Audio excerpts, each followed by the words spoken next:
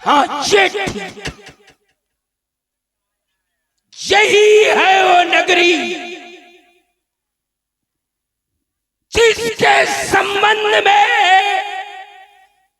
विश्व में एक आडंबर फैलाया गया है। ज्ञान नगरी, ज्ञान नगरी, ज्ञान नगरी, आडंबर।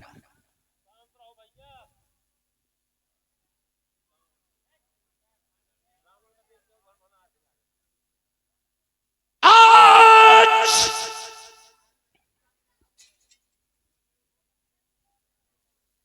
उस ज्ञान नगरी में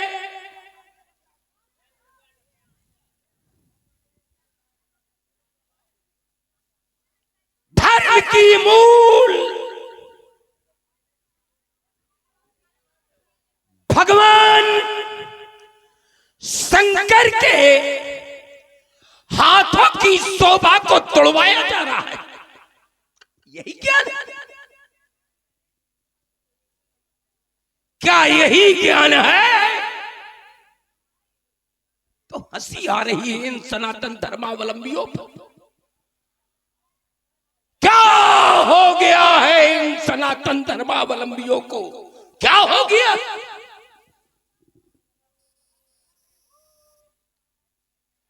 सिरध्वजनक भगवान भूत भावन शंकर के पावन पिनाक को तोड़वा कर अपने स्वार्थ की पूर्ति करना चाहता था। अरे जहां से इस वंश की शुरुआत है,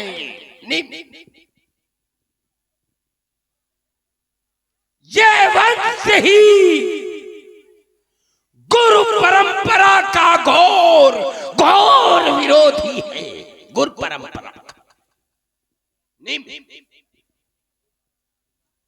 जिसने अपने गुरु वशिष्ठ को स्थापित किया, ये है सनातन धर्म। कहते तो बातें बहुत अच्छी, या तन विष की बेलरी गुरु अमृत की खान, और किया क्या जा रहा है? गुरु आयुध का अपमान, गुरु को तिरस्कार, केवल तिरस्कार नहीं, गुरु को स्थापित किया जा रहा है। अरे पूरा का आवा का लगा। गुरुदेव राजेंद्र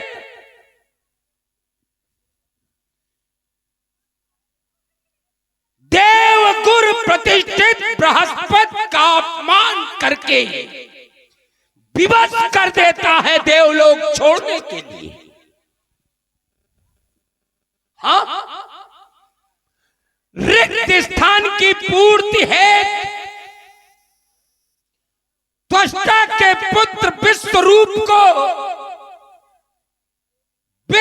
देव गुरु के पद पर प्रतिष्ठित किया जाता है, तो उसका शीश काट देता है। बड़ी विचित्र सनातन धर्मावलंबी। अरे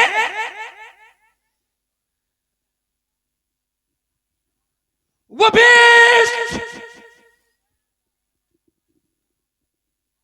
मात्र पद प्रतिष्ठित, मात्र पद प्रतिष्ठित ख्यात का शीश काट देता है। हाँ, ये देवता अपने आराध्य विश्व का शीश काट देते। बड़ी विचित्र परंपरा है इनके। सब सब सब स्वार्थ में अंधे। अब तो मैं कहने के लिए विवश, कि गरजे तो खूब, साहब बातें बहुत बढ़िया बढ़िया,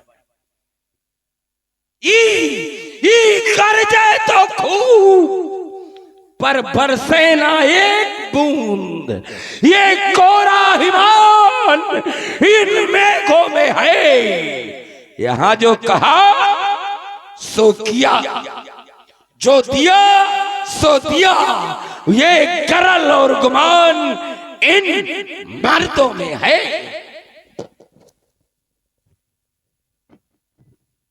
मिथिला समाज में श्री रावण जी का शुभागमन,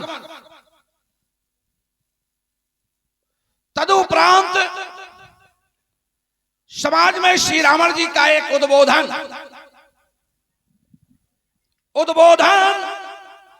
श्री रावण जी की प्रवृत्ति के अनुरूप ही आया, क्योंकि जिसकी जैसी होती है प्रवृत्ति वैसे ही उसके कार्य होते हैं। और इन्होंने सनातन धर्मावलंबियों पर आज तो मौखिक चोट की है, आज मौखिक चोट की है। जब इन्होंने भगवान शंकर से वरदान पाया था तब उस हमले को इन्होंने प्रयोग में भी किया था, सनातन धर्म पर चोट पहुंचाई थी। चलिए, आपने एक नहीं अनेक विषय रखे। राजा जनक के वंश से प्रारंभ होकर के इंद्र, स्वर्ग के अधिपति इंद्र तक पहुंच गए। और मैं विचार करता हूं कि इनके द्वारा क्रमशः जो बातें रखी गई, अगर मैं क्रमशः उत्तर करूंगा तो बहुत लंबी वार्ता होगी। एक बात जरा इनकी भारी लगी मुझे इतनी सारी बातों में, और वो बात ये भारी लगी कि आपके अंतिम उद्बोधन के वाक्य में एक बात आई कि वो देवराज इंद्र अपने आराध्य विष्णु का भी शीश काट देता है। थोड़ा ये बात हमें समझ में कम आई। अब जब कोई बात कम समझ में आवे तो उसके लिए चर्चा कर लेनी चाहिए। मैं सोचता हूं कि अन्य बातों को छोड़ते हुए पहले प्रमुखता के साथ हम इसी बात पर चर्चा प्रारंभ करें और समय के अनुसार अन्य बातों को भी एक जोड़ने का क्रम में प्रयास करेंगे।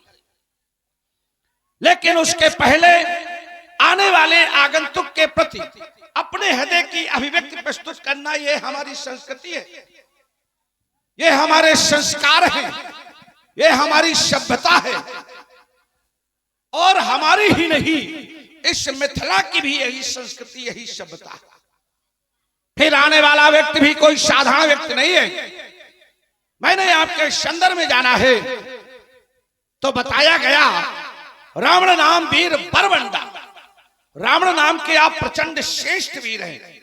श्रेष्ठ शब्द की ओर जो हमारा ध्यान पहुंचता है, श्रेष्ठ वीरों में श्रेष्ठ, अर्थात वीरों की 4 कोटियां हैं, भट्ट, उद्भट, सुभट, महाभट्ट, अर्थात आप महाभट्ट कोट के योद्धा हैं। सहसा हमारा ध्यान ग्रंथ की ओर पहुंचा तो ग्रंथकार ने भी हमें आपके समकक्ष ला करके ही खड़ा किया, रावण बाण महाभट्ट।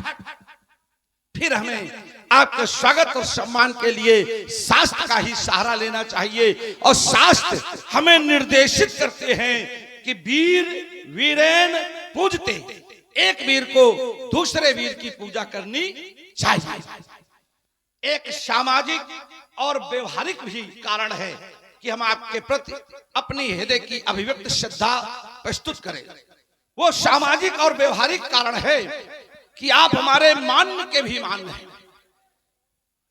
हमारी बुआ रत्नमाला की बेटी वज्रज्वाला आपके छोटे भाई कुंभकर्ण को ब्याही है, इस कारण आप हमारे मान्य के भी मान्य हैं। अस्त हमारा नैतिक धर्म बनता है कि आपके प्रति हम अपने हृदय की अभिव्यक्ति प्रस्तुत करें। अस्त मिथिला की पावन भूमि पर रच संस्कृति का प्रचार प्रसार करने वाले राजेंद्र, पुलस्त वंश के कुलदीपक, मां केकसी के गोद के प्रसून सम्मानित दशानंद जी, इस मिथिला की पावन भूमि पर आपका आगमन इस समाज को गौरवान्वित कर रहा है। आपकी गौरव में उपस्थिति इस समाज के लिए प्रार्थनीय है, इस समाज के लिए वंदनीय है, अपितु इस बाण के लिए भी अभिनंदनीय है, वंदनीय है। उसके बाण आपका अभिनंदन करता है, आपका स्वागत करता है, आपके चरणों में कोट कोट वंदन करता है, स्वीकार करता है। वंदन है, सुभाषित, स्वागत है, धन्यवाद। सम्मानित दशानंद जी, कहे मैंने आपकी संपूर्ण वार्ता को सुनने के बाद हम अंतिम वार्ता पर पहुंच रहे हैं। जब प्रारंभ करना चाहिए शुरू से, लेकिन कभी कभी उल्टा ही शुरू कर लेना चाहिए, क्योंकि वो बात हमें थोड़ा कम समझ में आई और तो बातें थोड़ी बहुत समझ में आ गई कि निमि ने अपने गुरु वशिष्ठ को श्राप किया, इसका भी कुछ कारण रहा होगा। भगवान शंकर के इस धनुष को राजा जनक तोड़वा रहे हैं, इसका भी कोई कारण है। इस तरह से अनेक बातें जो आपने रखी, उनमें कोई ना कोई कारण समझ में आ रहा है, और कारण एकदम इसमें भी है, लेकिन जो आपका प्रस्तुतिकरण है वो थोड़ा भ्रमित करने वाला है, भ्रम उत्पन्न कर रहा है। क्योंकि आप कह रहे हैं कि इंद्र अपने आराध्य विष्णु का शीश काट देता है। ये हमने नहीं कहा था, हमने कहा था देवताओं ने विष्णु का शीश काट दिया, बात एक ही है।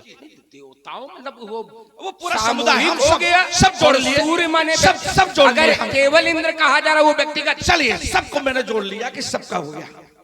बस यही तो केवल भ्रम है। हम मुख्य विषय पर जाएंगे, इधर उधर भटकेंगे नहीं। क्या शीश काटा गया था कि शीश कट गया था?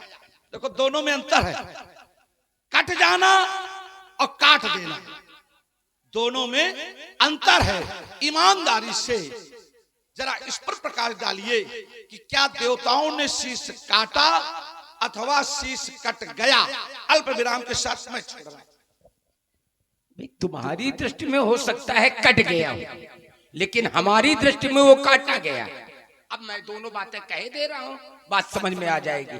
और हमें तुम्हें समझाने के लिए बात भी मैंने नहीं रखी, हमने तो मिथिला वालों को समझाने के लिए बात रखी। क्या है मुख? जिस समय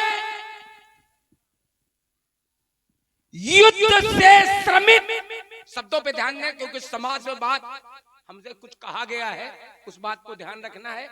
बाकी सोच के कुछ आया था, हो कुछ रहा है।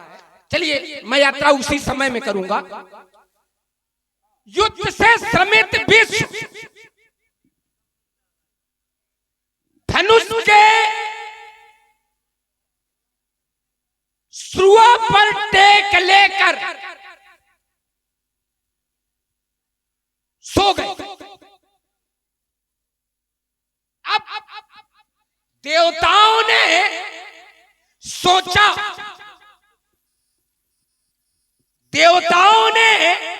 सोचा, इस तरह से तो हम युद्ध में पराजित हो जाएंगे, इन्हें जगाया जाए। जगाया कैसे जाए ये सामर्थ्य किसी में नहीं। क्या किया गया? दीमक को तैयार किया गया, दीमक को तैयार किया गया कि तुम इस धनुष की प्रत्यंचा को काट दो। चढ़ा हुआ धनुष जब दंडाकार होगा तो विष्णु की नींद खुल जाएगी, क्योंकि उसी पर टेक लिए। पहले दीमक ने मना किया, लेकिन वहीं से घूस की परंपरा शुरू हुई, यहीं से है। लेकिन कहा गया कि अगर तुम आज हमारा सहयोग करके प्रत्यंचा काट दोगे, दीमक से ये प्रलोभन दिया गया। क्या? अगर काट दोगे तो यज्ञ में तुम्हें भाग मिलेगा। इसीलिए जहां भी यज्ञ होगा दीमक जरूर होगी।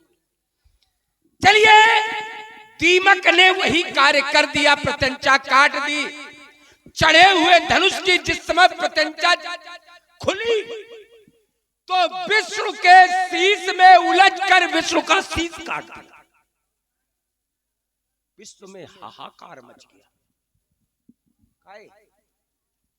शीश काटा गया कि कट गया? चलिए, हमारी बात का ही अनुमोदन किया आपने। हाँ, अनुमोदन किया। हमने कहा था कि शीश कट गया। दीमक ने प्रत्यंचा काटी, तो दीमक ने प्रत्यंचा क्यों काटी थी? क्या विष्णु के शीश काटने के लिए प्रत्यंचा काटी थी? तो उत्तर मिलेगा कि दीमक ने प्रत्यंचा विष्णु को जगाने के लिए काटी थी। तो जब जगाने के लिए प्रत्यंचा काटी गई और प्रत्यंचा के कटते ही अगर विष्णु का शीश कट गया, तो क्या ये काटा गया कि कट गया? तो समाज को ये बात समझ में आ जाएगी। और रुक जाओ, रुको, इतना क्यों घबरा जाते हो? नहीं, तो बात होने दो। समाज को रुक जाइए। समाज को ये समझ में आ रही होगी कि दीमक ने प्रत्यंचा काटी थी विष्णु को जगाने के लिए, ना कि विष्णु के शीश को काटने के लिए। अब जरा ये अगर, अब देखिए हमारी बात जरा, ये तो अभी तक आपकी बात थी, उसी को हमने रखा। अगर देवताओं ने विष्णु का शीश कटवाया ही था, तो शीश कटने के बाद देवताओं को रोने की आवश्यकता क्यों पड़ गई? अगर हम किसी उद्देश्य से कोई कार्य कर रहे हैं और हमारे उद्देश्य की पूर्ति हो रही है, तो हमें प्रसन्न होना चाहिए कि दुख प्रकट करना चाहिए? अगर हम दुख प्रकट कर रहे हैं तो ये माना जाएगा कि जो मैं चाहता था वो नहीं हुआ, और अगर हम प्रसन्न हो रहे हैं तो ये माना जाएगा कि जो मैं चाहता था वो हो गया। अर्थात देवता रो रहे थे। उसी समय ब्रह्मा जी ने देवताओं को समझाया। यद्यपि एक ग्रंथ में श्री रावण जी ऐसा भी दर्शन मिलता है कि उस समय देवताओं को रोता हुआ देख करके माता लक्ष्मी का वहां पर आगमन हो गया, और माता लक्ष्मी ने देवताओं को समझाया कि पुत्रों, तुम्हें रोने की आवश्यकता नहीं है, क्योंकि एक बार मैंने अपने स्वामी को शीश कटने का श्राप दे दिया था। इस कारण उनका शीश कटा है, तुम्हारा इसमें कोई दोष नहीं है। और ब्रह्मा जी ने क्या समझाया? हमारी यही बात सुनने के बाद हम अपनी बात को विराम देंगे। ब्रह्मा जी ने कहा, क्योंकि युद्ध विष्णु का हैग्रीव से हो रहा था, क्योंकि ये बात छूटी थी वार्ता में, उनका जो युद्ध हो रहा था वो असुर हैग्रीव से हो रहा था, और हैग्रीव को वरदान था कि हैग्रीव को वही मार सकता है जिसका स्वयं में हैग्रीव का शीश होगा, अर्थात घोड़े का शीश होगा। तभी तो ब्रह्मा जी ने देवताओं को समझाया, परेशान होने की आवश्यकता नहीं है, क्योंकि हैग्रीव के मृत्यु का समय आ गया है, हैग्रीव से मुक्ति पाने का समय आ गया है। उसी समय एक बात दे रहा हूं, और यह बात समाज में भी शायद किसी को मालूम हो कि दो अश्विनी कुमार थे। उन दोनों अश्विनी कुमारों में से जो बड़ा वाला अश्विनी कुमार था, दो भाई थे, दोनों का नाम है, अब हम छोड़ रहे हैं, नहीं अब रुके, देखिए यही तो सब परीक्षा है भाई, इसी बात की तो परीक्षा है कि हमारी बात तुम्हें समझ में आई कि नहीं आई। और उसमें से एक अश्विनी कुमार का शीश ब्रह्मा जी ने धनवंतरी को बुला करके प्रत्यारोपित कराया, माने घोड़े का शीश काटा गया और वो घोड़े का शीश विष्णु को लगाया गया। और विष्णु के जब हैग्रीव घोड़े का शीश लगा, उस शीश को धारण करके उसी समय हैग्रीव अवतार का भी एक चिंतन मिलता है कि विष्णु का जो हैग्रीव अवतार है वो यही हैग्रीव अवतार है, और उस समय उन्होंने हैग्रीव को मारा। तो हमारी तरफ से बात छूटी है, आपका ध्यान उधर होगा। उसके उत्तर के साथ मैं अपनी बात को ये उत्तर थोड़ा, ये तो तुम फसाव कर रहे हो। नहीं, ये देखिए बड़ा सीधा प्रश्न भाई, देखिए जो मैंने कहा उसका उत्तर देते हुए आप अपनी बात रखें। नहीं, ये तो हम जानते, यही चालाकी तो आजकल सब करते, अपनी बात रख के एक प्रश्न ठांस दो। क्या अश्विनी कुमार, ये तो बात आप रख रहे थे, आपको बताना चाहिए अश्विनी कुमारों के नाम क्या थे।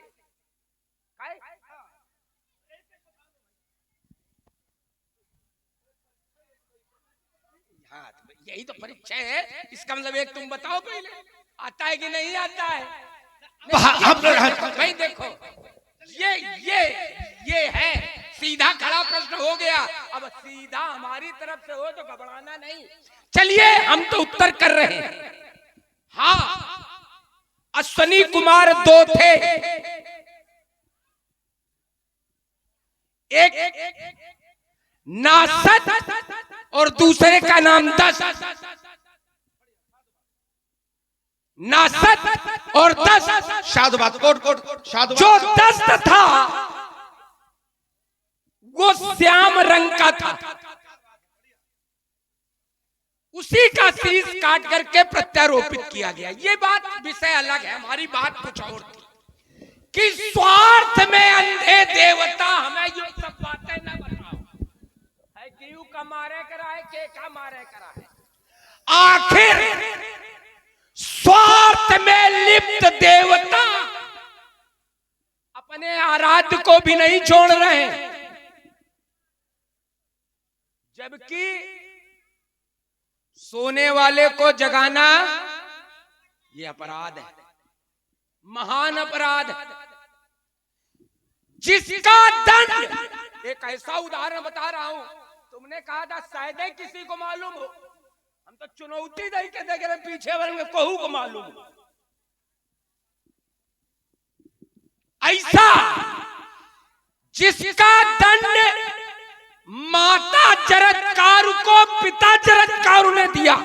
ये एक नई बात दे रहा हूं, माता जरत्कार को पिता जरत्कार ने दिया। जिस समय माता जरत्कार ने पिता जरत्कार को, ठीक है, ये नई चीज हो गई। पत्नी दोनों का नाम जरत्कारु है, शायद तुमको का नाम मालूम है, रोज हम सुनत। पति पत्नी दोनों का नाम जरत्कारु। तो मैया जरत्कारु ने पिता जरत्कारु को जगाया, परिणाम स्वरूप पिता जरत्कारु ने माता जरत्कार का त्याग कर दिया। इतना बड़ा अपराध है, और वो अपराध कौन कर रहा है? देवता। अब यो आरोप अगर हम लगा रहे हैं तो गलत फिर करें। चलिए, आपने कहा कि जगाना अपराध है। आपकी वार्ता का जो मूल निकल के आया कि जगाना अपराध है, माता ने जगाया। मैंने जरत्कार वो विषय तो हमने एक उदाहरण, हाँ उसी से उसके बदले में उन्होंने उनको त्याग कर दिया। यहाँ पर जो विष्णु के सोने के बाद जगाया गया, अच्छा जगाया गया तो ये किस कोर्ट में गया? अपराध की कोर्ट में। यही तो हो गया, अपराध है। और सिद्धांत कहता है अहिंसा परमो धर्मा। सिद्धांत है, शास्त्र का सिद्धांत है कि अहिंसा परमो धर्मा। यद्यप अहिंसा परम धर्म है, लेकिन धर्म हिंसा तथयोक्ता। अगर धर्म की रक्षा के लिए हिंसा भी करनी पड़ जाए, अपराध भी करना पड़ जाए, तो वो तथयोक्ता माने उससे भी श्रेष्ठ कर है। अगर विष्णु को जगाना अपराध था, लेकिन हैग्रु से रक्षा करना ये देवताओं का धर्म था, और उस धर्म के लिए अगर विष्णु को जगाने के लिए दीमक को बुला करके प्रत्यंचा काटने का आदेश दिया गया, तो निश्चित रूप से धर्म की रक्षा के लिए ही ये कार्य किया गया है, इसमें कोई अपराध नहीं है। और अगर अपराध था, अगर अपराध था, तो फिर दीमक को यज्ञ में भाग क्यों दिया गया? क्या किसी अपराधी को भी लाभान्वित किया जाता है? अपराधी को तो दंड मिलता है, ना कि लाभान्वित किया जाता है। यहां दीपक को इस कार्य के बदले में, दीमक को इस कार्य के बदले में लाभान्वित किया गया है।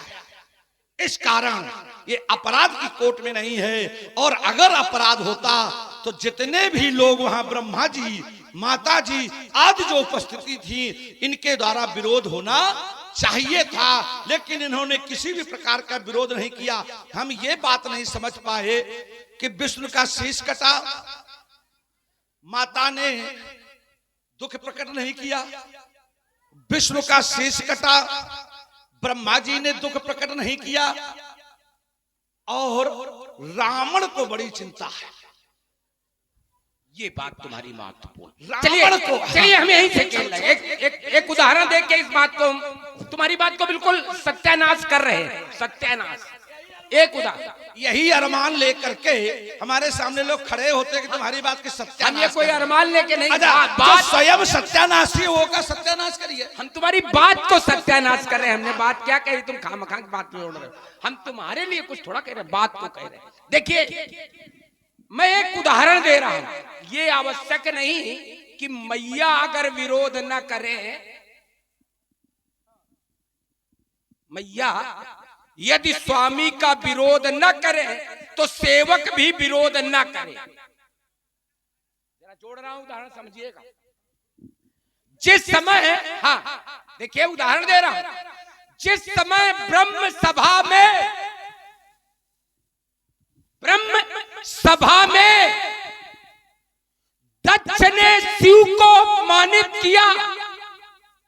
ब्रह्म सभा हम संतुक माना, शिव को अपमानित किया। शिव के साथ मैया थी, लेकिन मैया ने कुछ भी नहीं कहा।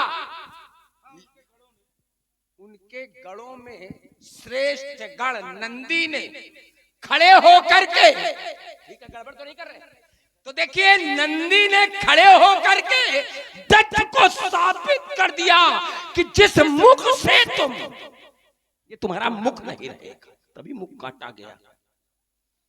अब जरा देखिए, मैया थी, मैया ने तो विरोध नहीं किया था, तो क्या मैया विरोध न करे तो क्या उनके सेवक भी विरोध न करें? देखिए दो विषय हो गए, दो रास्ताएं आपने पकड़ी। एक सूत्र लगा के बात पकड़ी कि अगर माता विरोध न करे स्वामी की तो क्या सेवक भी विरोध न करे। ये विषय अलग हो गया, ये विषय अलग हो गया कि वहां सेवक ने विरोध किया तो इसका मतलब वो सिद्धांत नहीं बन गया। वो सिद्धांत नहीं बना कि सेवक ने विरोध किया। जैसे यहां पर, जैसे एक घटना से मैं जोड़ रहा हूं, भगवान शंकर ने अपने पुत्र का शीश काटा, तो क्या माता ने उसका विरोध नहीं किया? विषय यह है कि विरोध के समय की वस्तु स्थिति क्या है। विषय यह है कि विरोध करने का समय क्या है। ये बात जुड़ी, हाँ जुड़ रही, बिल्कुल जोड़ रहे हैं आप, तो ध्यान रखो कि वहां पर क्योंकि भगवान शंकर ने ये सोच करके प्रजापति दक्ष के सम्मान में नहीं खड़े हुए कि हमारे ससुर हैं, हम दामाद हैं। ब्रह्मा की सभा में यही तो घटना घटी थी। हम बात भगवान शंकर की कर ही नहीं रहे, मैया की कर रहे कि मैया को विरोध करना चाहिए। लोग चाहते हैं कि बात सुनिए, तो पहले बात सुनिए, हम वहीं पहुंच रहे जहां तुम हो, हम वहीं पहुंचा रहे। इस कारण वहां पर जिस समय भगवान शंकर नहीं खड़े हुए और भगवान शंकर को श्राप दे दिया गया। इसके पहले भी किसी भी सेवक ने भी इस घटनाक्रम का विरोध नहीं किया। विरोध तब हुआ अकारण जब भगवान शंकर को श्राप दे दिया गया। तो जब भगवान शंकर को अकारण श्राप मिला है तब सेवक के द्वारा विरोध हुआ है। और क्योंकि यहां पर शीश अकारण नहीं कटा है, अब जरा ये बात समझने की है जो मैं दे रहा हूं। यहां शीश अकारण नहीं कटा है, यहां शीश कारण बस कटा है। क्योंकि कारण क्या है कि माता का स्वयं भगवान विष्णु को श्राप था कि तुम्हारा भी अचानक शीश कट जाए।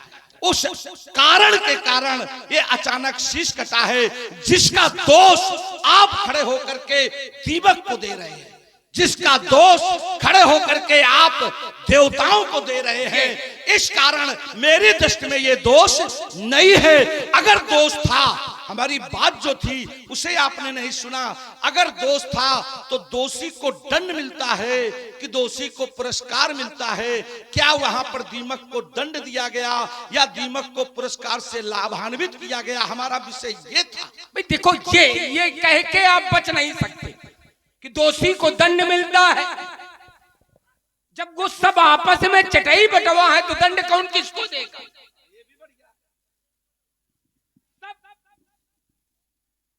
सब देवता आपस में एक दूसरे की काट कर रहे हैं तो दंड कौन किसको देगा?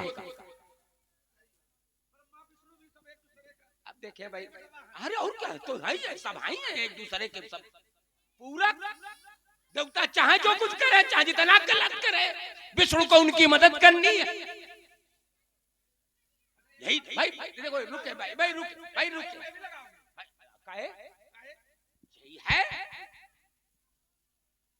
यही है। इसमें कहीं से जोड़ के दो कि ये गलत है, नहीं है।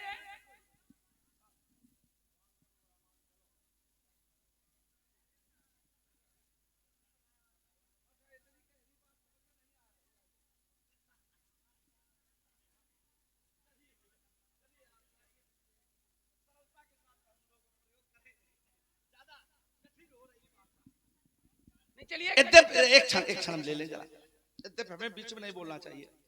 जो भी हम लोग ये सोच रहे थे, मैं तो पहली बार आया हूं, आप तो बहुत बार आ चुके हैं इसके पहले। हो सकता है इधर कुछ वर्षों से ना आए हो। मेरा उद्देश्य था कि नाम मैंने जो सुना था काली पहाड़ी, इसका शायद नाम है काली पहाड़ी, तो ये था कि नन्ना ने बताया था कि भाई यहाँ के विषय में, तो हमें लग रहा था कि कुछ ऐसा समाज में दर्शन दिया जाए जो समाज के लिए बिल्कुल नई हो, जानकारी हो, जिससे उसके पास जानकारी पहुंच जाए। कभी कभी हमारे समाज पर भी किसी न किसी प्रकार से, जैसे रावण जी आरोप लगा रहे हैं, और भी लोग आरोप लगाते हैं, तो हम उनका उत्तर दे सके। अब अगर इस बात को समझने में थोड़ी सी कहीं कठिनाई आ रही है तो मैं कहीं ना कहीं सरलता की तरफ प्रवेश कर रहा हूं। हम सीधे एक बात आरोप लगा रहे हैं, हम दुनिया भर की बातें नहीं कर रहे। सीधे आरोप है कि ये भगवान शंकर के हैं।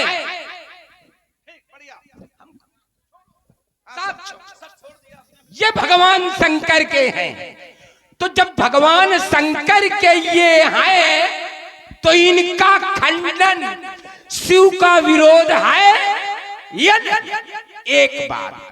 दूसरी बात, ये मानवता, उसी में जोड़ रहे हैं, ये मानवता के रक्षक है, तो इनका खंडन मानवता का भक्षण है कि नहीं? अगर ये परोपकारी है तो इनका खंडन अपकार है कि नहीं? चलिए, आपने पुनः सारी बातों को छोड़ करके फिर एक बात रखी, और वो भी अपने मतलब के अनुसार रखी।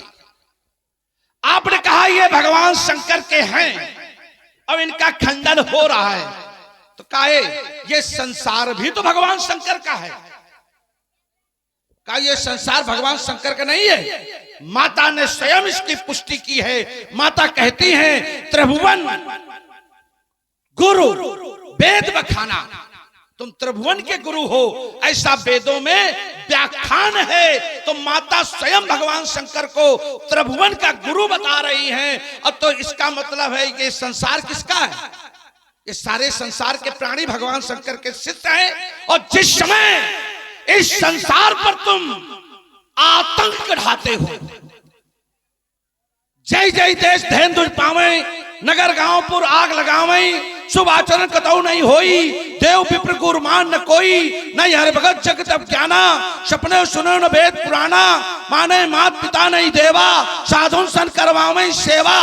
जब ये सब तुम करते हो तब तुम्हें भगवान शंकर का सम्मान नहीं याद आता है। यहां धनुष टूट रहा है तो भगवान शंकर का तुम्हें सम्मान याद आ रहा है। बढ़िया लाए हो ढूंढ करके। चलिए एक बात और कही है, मानवता के रक्षक, ईमानदारी से बताना इन्होंने कौन सी मानवता की रक्षा की है। छोड़ रहा हूं और सुनना चाहता हूं आपकी वार्ता। इन्होंने कौन सी मानवता की रक्षा की? अब तो एक और बढ़िया बात हो गई, ये मानवता की रक्षक है ही नहीं, इनकी जबरदस्ती पूजा अब तक की जाती रही। ये एक नई बात आई। चलिए हम एक बात से उसका उत्तर किए देते हैं कि इनके द्वारा त्रिपुराधीश का विनाश हुआ, इनके द्वारा। हम सोचे कि बोलते हैं, हम एक दिन डरातन कि तुम, हाँ एक बात। दूसरी बात, आपने हम पर आरोप लगाया,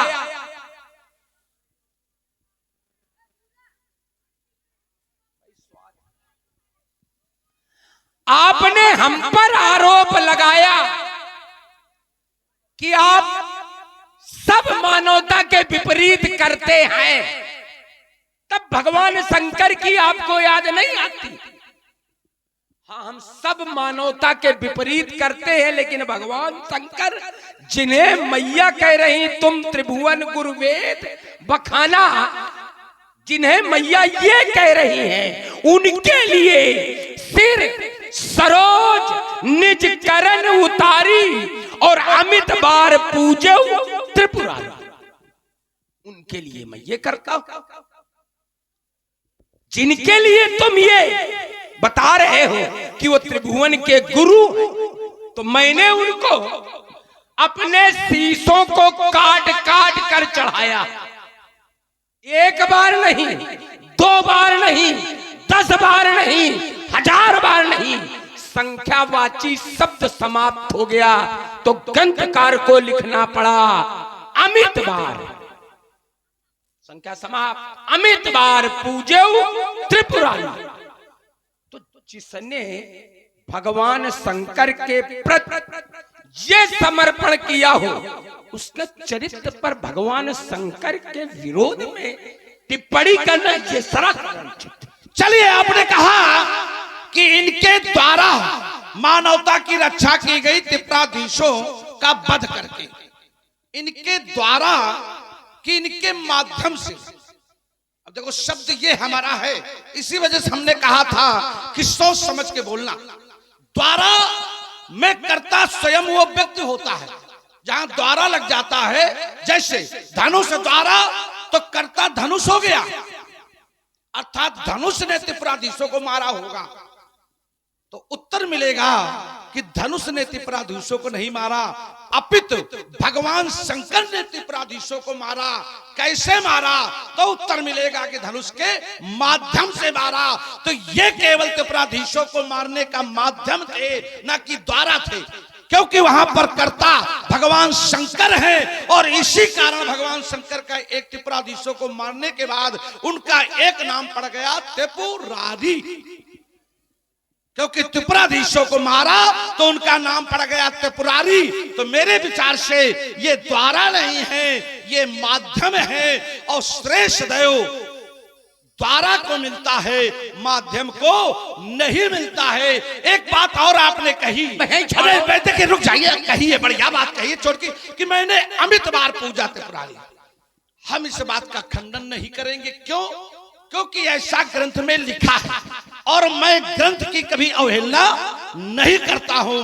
ग्रंथ की अवहेलना करना शास्त्र दोष लगता है और शास्त्र दोष का पातक बहुत कठिन होता है।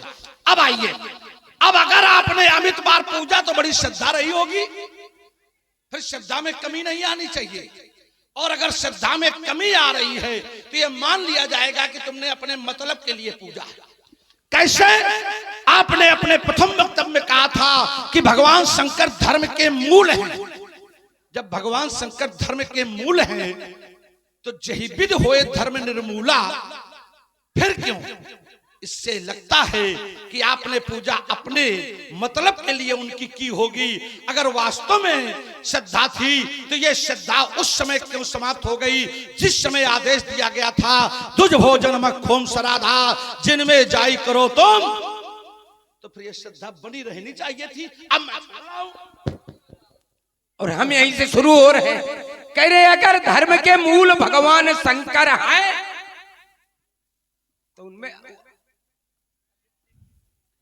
धर्म के मूल भगवान शंकर है तो फिर भगवान शंकर को मैंने पूजा, उससे बड़ा धर्मशील दूसरा नहीं। तो ये प्रमाणित हुआ क्योंकि भगवान शंकर धर्म के मूल, और मैं भगवान शंकर को अपने शीशों को चढ़ा चढ़ा करके पूज रहा हूं। धर्म के मूल को पूज रहा हूं।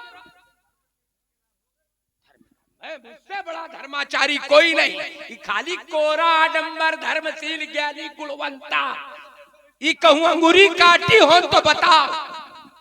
बात अब तो बात फंस गई कि धर्म के मूल भगवान शंकर, और मैंने उन्हें शीश काट काट करके चढ़ाया।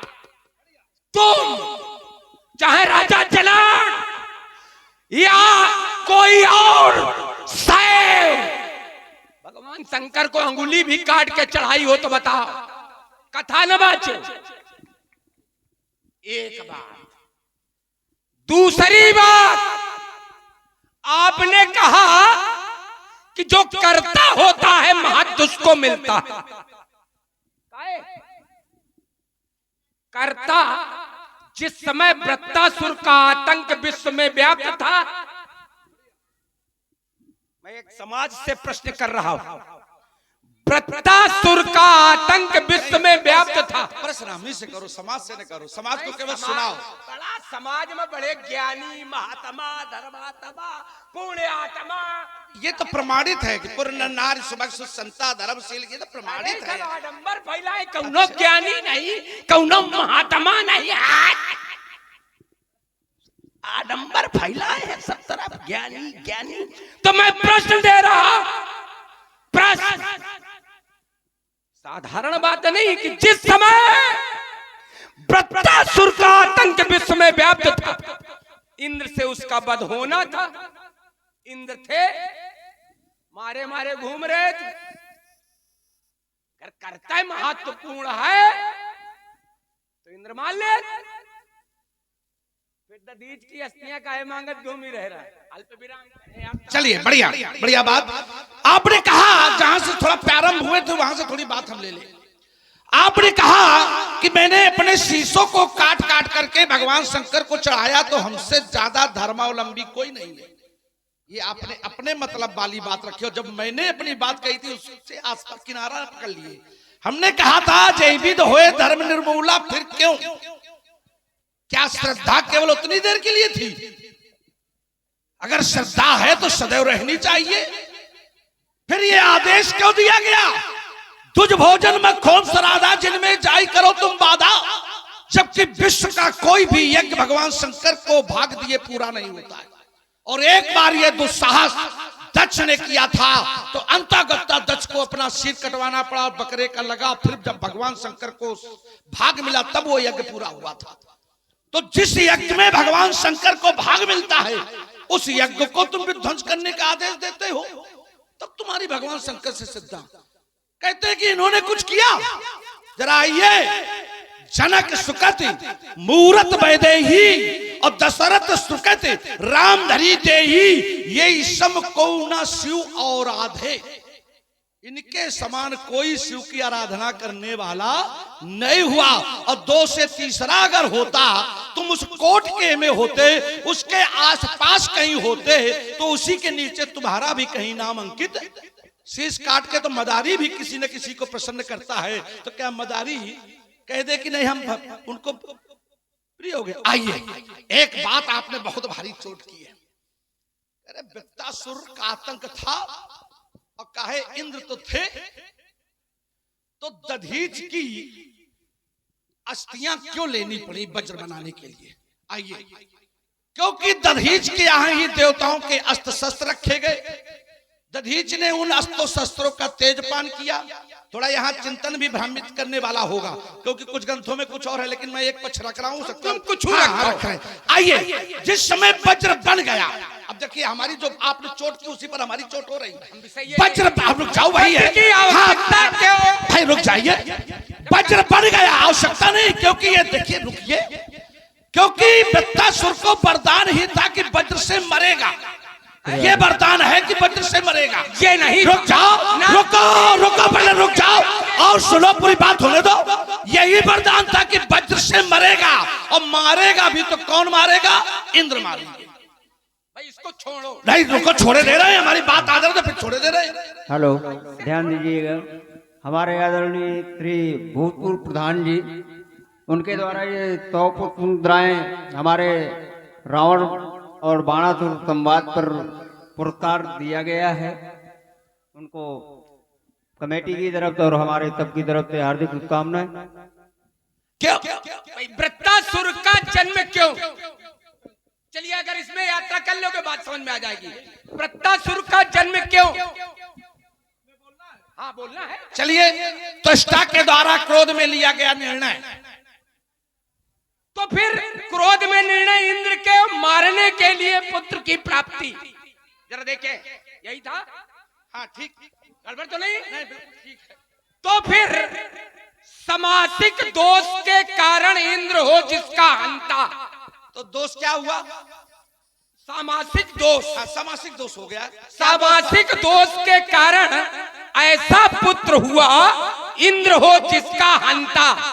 वज्र कहाँ से आ गया? हाँ ठीक, छोड़ दिए, हो गई बात। इंद्र हो जिसका हंता, और हुआ क्या वहां पर?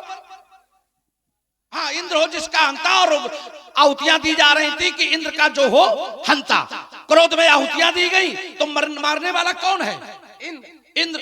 और मरना कैसे है? रुक जाओ भाई, नहीं ना ना, वो मतलब कि छोड़े दे रहे हो ना, ना, क्योंकि वहां पर भाई, रुक जाओ रुक जाओ रुक जाओ रुक जाओ, अगर वज्र महत्वपूर्ण नहीं था वहां पर, जरा समझना, अगर वज्र से नहीं वृत्तासुर को मरना था तो फिर इंद्र तो थे, वज्र की निर्माण की आवश्यकता क्यों पड़ी? ये तो क्या कहा जाएगा? महत्व किसको? वज्र को महत्व। अच्छा, वज्र बन गया, इसीलिए वज्र बन गया। रुक जाओ भाई, वज्र बन गया, अगर इंद्र ना होते तो क्या वृत्तासुर मार दिया जाता? अपनी बात कह के रुका करो, इसीलिए अवसर देते हैं। इसीलिए शिव का यही त्याग था, शिव का यही त्याग था। शिव शरीर दान दिया, दधीच शरीर दान दिया। शिव दधीच हरिचंद नरेशा सहे धर्महित कोट कलेशा। इसीलिए दधीच को इतना महत्व मिला, इतना इतना महत्व। तो फिर दधीच को महत्व न मिलता, सब इंद्र को महत्व मिल जाता। एक बात से उत्तर हमारी आपकी बात का समाप्त हो जाएगा। आखिर रुक जाओ, तो एक बात हो जाने दो फिर। हाँ, तुम बात सब सही लो। अब एक है, अगर वृत्तासुर को मारा किसने, तो उत्तर क्या? अगर किसी परीक्षार्थी से पूछा जाए वृत्तासुर का वध किसने किया, तो आप जैसा परीक्षार्थी होगा लिख देगा वज्र ने वध किया। नहीं, इंद्र ने किया। हाँ, तो यही तो हम कह रहे हैं, लेकिन ने किया भाई, लेकिन यही है भाई। देखिए यही भाई, तो देखो बात कही के रुको, बात कही है, अब तो वैसे बात कही। हाँ, उसी से हम बात करें, अब बात हम उसी से करेंगे। हम जानते हैं कि वो कुछ देवी ऐसी होती है जो वही से बनती है, हम बात वही करेंगे। लेकिन जरा उत्तर सुन लो, अगर इंद्र ही अगर इंद्र को ही महत्व दे दिया जाता तो फिर वज्र का कोई महत्व नहीं, वज्र का महत्व समाप्त। मैं इसलिए मैंने इनको कहा था। एक बढ़िया सी बात, फिर आप आ जाइए उस एक बढ़िया सी बात देखो, सामाजिक, बिल्कुल सामाजिक बात कह रहे हैं। जैसे सीमा पर हम बिल्कुल समाज से बात जोड़े दे रहे हैं, सीमा पर अस्त्र शस्त्र रख दिए जाए और वहां पर सैनिक ना हो, और सैनिक हो भी, अस्त्र शस्त्र भी हो। अगर बहुत से अस्त्र शस्त्र सीमा पर नष्ट हो गए और सैनिक सुरक्षित है राष्ट्र की रक्षा में, तो श्रेय किसको मिलेगा? पिनाक को। क्यों? पिनाक के माध्यम से। चक्कर में बड़े अपने मतलब वाली बात छूटते हैं। पिनाक के माध्यम से। बिना देखो, अगर सैनिक होंगे और अस्त्र शस्त्र नहीं होंगे, हाँ ये भी बात है, तो सैनिक होंगे। मैं देखो यही सिद्धांत है कि आवश्यकता आविष्कार की जननी है। अगर अस्त्र शस्त्र नहीं होंगे तो सैनिक अस्त्र शस्त्र तैयार कर लेंगे, और अस्त्र शस्त्र होंगे सब सैनिक है ना। वाह, बहुत सुंदर ज्ञानमय संवाद, वीर रस से उत्प्रोत। और ये है बड़े बब्बाजू पंडित श्रीमान धर्मपाल मिश्रा जी, करहरा निवासी, संकट मोचन मंदिर रोडवेज के सामने। महंत जी महोबा पंडित सौरव उपाध्याय काली पहाड़ी, इनकी तरफ से 51 पुष्प मुद्राएं प्रदान है संवाद में। बहुत बहुत धन्यवाद। देखो, हम माने अपने बाप की नहीं तो हम मानेंगे तुम्हारी भी नहीं। क्या करोगे? ये टूटेगा चापत वाला मित्रा में तो महाराज 7 बार से बाल आ जाएगा। चंडी ने खबर पिताजी ना जाए तुम्हें बहुत दमन का भाग फूट जाएगा। की चंदा मेरी तो शत्रुओं के रक्षण मेरे शब्द बाबे का पार हुआ, उसी वीर के द्वारा यदि कोई संस्कार हुआ तो करवे मेरे असद वो नहीं पनम न पाएगा। उसके शौर्य को करल बना, ये बार स्वयं पी जाएगा। इसलिए हो जाओ तुम सावधान, अब भेद नहीं चल पाएगा। और सीता के वर के चढ़े करूंगा तेरे मस्तक पर कौल बन कर भाई हला हल्का बड़ा प्याला पीऊंगा बन कर भाई। ये 10 दिन टहल उठेंगे, ये फटक से कांपेगी। हिमालय हो भरा सही करूं जब मेरे दंड की शक्ति अलौकिक है। पलटू भाव भूतल पर करूंगा चंद तेरे 10 पर जाला के अंकार गिरेंगे। और सुननी हो कि कंचन नगरी जब करबी गदा प्रहार करेंगे और सारे की सरताएं निकलेगी और बाणों की बौछारें होगी और चारों ओर चमकती रणवें और तलवारों की धारें होगी। कर्तव्यवीरत प्रदर्शन होगा। मैं कहता ललकार सभा में और धनुष का खंडन होगा, और धनुष का खंडन होगा। ओ धनुष कहाओ ना, अभी से जल्दी नहीं हो सकता। ठीक, अब कहाओ ना कराओ, बढ़ाओ आगे, लगाओ हाथ। अब इन देखो कहीं चैला चीर के डाल दे। अच्छा, काली पहाड़ी में काफी लकड़ी कड़ी चीरी हो मिला। मनाई चीरे की बात करें तो कोनो लकड़ी फिर धोखा हो जाएगा, फिर धोखा हो जाएगा। मुक्ति दे से तुम सचेते जो कर रहे हैं, कहीं दही के धोखे चूना न पी जो समाते तक फाट जाए। सब यह समझते हैं कि हम इनका चूना खवा देवे। हम घर से जब तुम्हारे जैसे चूना का कान चला था, मंदोदरी तो घर से घी पी ले, और देखा चूना हजम करें वो घी पी ले, और सब चूना हजम। जीवन में कभी अच्छा सोचे नहीं पाए। चूने की औषधि घी अगर बताई भी गई है तो गाय का घी। गाय तो तुम सब मरवा डाली हो। जय जय देश धेन तुझ पावे नगर गांव पुराग लगाओ में। अच्छा, भैंसी का दूध इस समय पी रहे हो। गाय भैंसी का घी नहीं होता, घी होता लेकिन औषधि में उसका प्रयोग नहीं है भाई। चूना तो चूना में अगर घी प्रयोग होगा तो गाय का, क्योंकि औषधि है वो। अब भैंसी का घी औषधि नहीं, वो तो केवल पेट भरे की व्यवस्था है, स्वाद वाद खातिर। अच्छा, ये चक्कर है। फिर शरीर हमसे कमजोर है। एक बात तुमका हम बता दें, तुम यो समझ रहे हो कि वो भैंसी का दूध, भैंसी का घी, ये चक्कर में न रहो। हाँ, हम सीधे भैंसे खा लेते हैं। अब बताओ, जो भैंसा हजम कर ले, जो भैंसी हजम कर ले, तो कौन कोने में पड़े रही। चूना हजम करना कठिन है, भैंसी हजम हो जाएगी। ये तुमको चूना थोड़ा है। बहुत लोग भैंसी इसे खाते सब हजम करते, लेकिन चूना थोड़ा हजम कर पाते। चूना बहुत ही का होता है, चूना थोड़ा खाते ही जब भैंसी हजम हो तो वो हजम वो खाते ही जब घुसेगा पेट में तो आते फाड़ते हुए जाएगा। और जब प्रेमी भक्त जनों, काम हो जाएगा।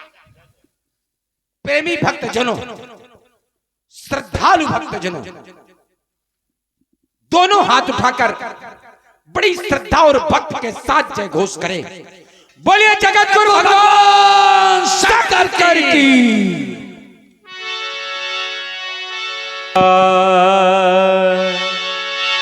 जानिसुओ सरसीय तब